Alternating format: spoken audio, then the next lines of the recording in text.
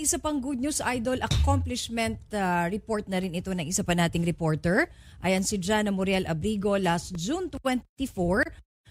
Last last Friday, yung kaso ni Mervin Jolina, isang taxi driver na sinamahan nga siya nung kanyang taxi operator nung Friday. Si Jana ang magkikwento. Oh, Jana, good news din. Ito po bali yung mag-asawa po sila na yung taxi driver po nahuli daw po dahil sa pag-ihi daw po, which is city ordinance naman.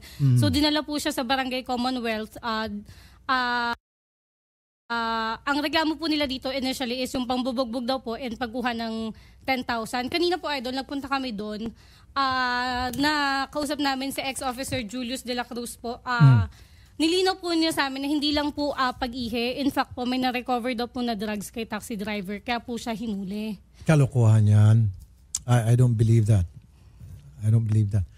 Bakit kung may na-recover na drugs, hindi nila kinulong at hindi nila tinulong sa pulis? Opo, sir, ang kwento po kasi nila, si Bravo 17 daw po ang pinaka nag-isikaso that time. Totoo naman daw po na hiningan ng 10,000 tapos pinaalis daw po si taxi driver. Okay. So immediately po after niya pong makausap si Chairman Manuel Co nung Friday, ito po yung termination order niya po. Inalis niya po agad si Bravo 17. Ay, palakpakan mo si Chairman Manuel Co.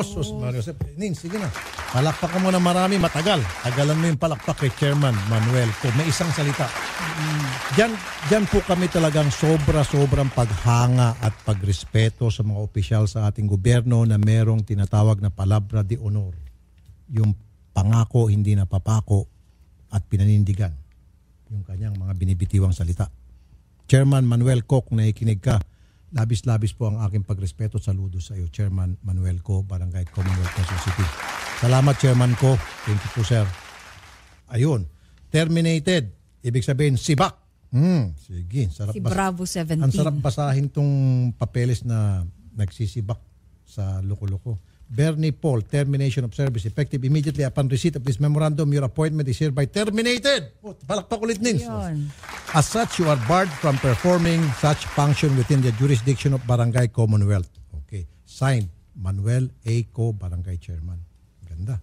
Sige, tago mo to para sa record natin. At nakalagay pa rito. Kunento pa ni Mr. Co, ni Chairman, yung mga pangyari. Ayun, sige. Thank you. Thank you, Jana.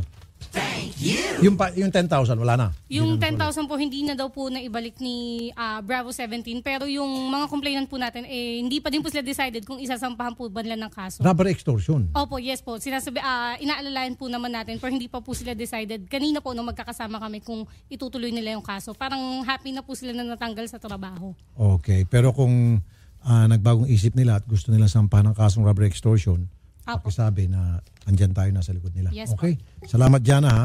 Magandang hapon. Alright, at yan po ang ating accomplishment report. Accomplishment Report. Mga reklamo at sumbong na natultukan. Mga problemang agad na solusyonan. Mga kasong binantayan at di tinigilan mula simula hanggang katapusan. Accomplishment Report. Wanted sa radyo. Sa Radyo 5, 92.3 News FM. Be sure to come back. Use 5 everywhere. Copyright 2016.